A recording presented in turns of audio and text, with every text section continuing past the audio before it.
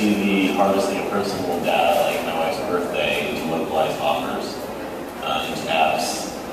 And basically the second layer of data beyond, I want 23rd, whatever, and here's an offer for like movie tickets, but connecting to my Facebook account and saying that it's my wife's birthday and that she also likes bases and those base ones. Yeah, well, I think one, there's a lot of responsibility on our part with the type of data that we target against. Although there's not a lot of what we want, I think we still have to be very tight in working with our affiliate partners, application developers, on what they're harvesting. I think we have to get to a point where there's like an industry cooperation as well as maybe even emerging entrepreneurs that come up with ideas on how to get user input on what they want to share. Because right now, with all that's going on with privacy, it's going to be even more difficult for us to play the targeting game on some level. So there's a lot of challenges, a lot of opportunities out there. I do think we are moving to a point now where we're able to target against groups, kind of an anonymous factor. But we are all very nervous not to target against an individual. And so I think location, obviously, because there's a very quick transition between your location and here's some value.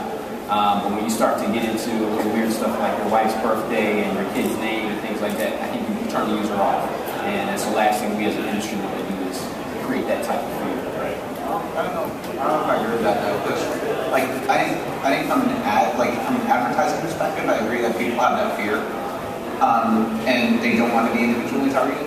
But then if you say to someone, I can deliver you a better product by knowing more about you, and it will just be so much better, I think people actually really want that. Yeah, so it really depends if you're taking an advertising point of view or a product point of view, and it goes back to what functionality can you really deliver a user that grabs them. So why can't we do that now? So I'll just give you an example. This last holiday period, Etsy had this great thing called Facebook, like a Facebook holiday gift finder. Essentially, you go to Etsy, log in using Facebook, and would give you back a list of your friends on Facebook. You would say, "Oh, I'm shopping for my mom," or you check who it was, and it would basically run through their Facebook profile, grab all their interests, run those against the Etsy search engine, and return a list of things on Etsy that they probably like that you could at least start looking at. Which, so because that's not something that we can. On the birthday is part of the Facebook. Right. So theoretically, it's there. You can theoretically, right? So why can't we do So that? there's definitely a difference between web versus mobile, right? So a lot of that data is already there, and so targeting those types of things are definitely available. When you get to mobile, I think one of the challenges we mentioned is because we're in a siloed app environment, it's really up to if that individual application is collecting that data. Just because Facebook has it doesn't mean that MapQuest has it, right? Or is willing to share it, which is one of the other problems, is the fact that they do have it, but they're challenged to let that data out for fear of backlash. So definitely the web, we haven't got to that point on mobile. But I think as we progress and open the environment up, those things will be there. And so, yes, it's definitely available on the web. How are you seeing that, Jared? Someone should build that. Right. Cool app. Yeah, no, totally. It'd be nice if I got a push notification every time it was one of my friend's birthday with a list of all the cool things that I could get them. Like, someone should honestly go to I would buy it for you. It's for me. I just think broadly, the reason you haven't seen it yet is I don't think people are thinking this way kind of broadly in the internet yet around truly personalization. Like, I think people are thinking about what's my viral coefficient, right? And it's like, kind of what you were talking about. Everybody thinks about it.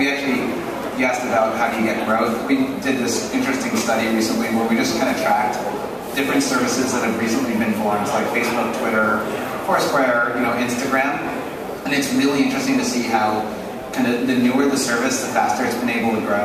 And they're basically, if you look at it, the reason they're able to grow faster is that there are better and better viral channels, right? So like Instagram has grown unbelievably fast. Well, it's a viral channel sitting on top of Facebook, so that's probably why. And it's a great product. So, people are very focused on that. I think they're a little less focused on, like, how can I truly personalize this experience on a user-by-user basis? Partially because that is actually a difficult back-end data challenge, right? That is not the easiest thing in the world to do, and so you have to design for that up front. If you've not designed for it, it is hard to go back and do it. And partially because I think we don't think that way yet as an industry. Like, you know, even the local coffee shop, when you go in, you buy 10, you get your 11th free. The best hotels have a customer service database, a CRM database. They know when you check in, it's like, oh, well, hello, Mr. Sternberg. We just saw you 2 months ago. Thank you for coming back. We've upgraded you because you've been here 3 times. Like, that's a very good hotel, right? The web doesn't do that at all yet. So I think once the web starts thinking about that and some new products get built around that, you'll see some really interesting stuff.